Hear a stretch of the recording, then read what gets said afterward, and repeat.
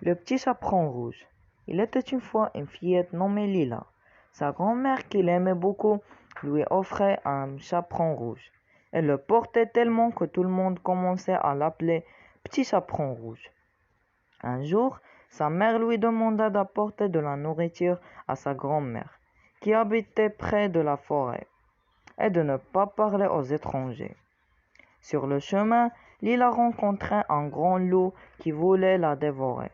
Alors, en utilisant la ruse pour la piéger, il lui demandait: veux-tu jouer avec moi, ma puce? Le petit chaperon rouge répondit: je ne peux pas faire ça, monsieur.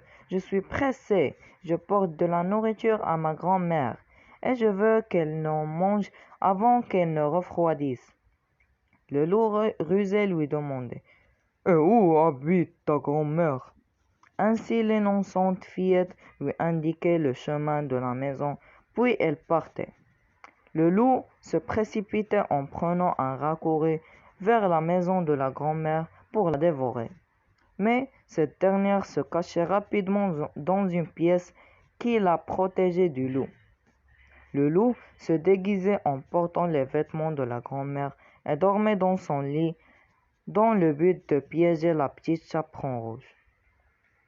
En arrivant à la maison de sa grand-mère, Lila frappait la porte. Alors le loup lui demandait d'entrer en disant: entre, ma puce, je suis allongé dans mon lit parce que je suis malade.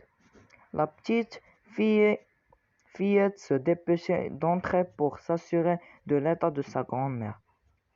Puis elle demandait: pourquoi tes oreilles sont-elles devenues grandes?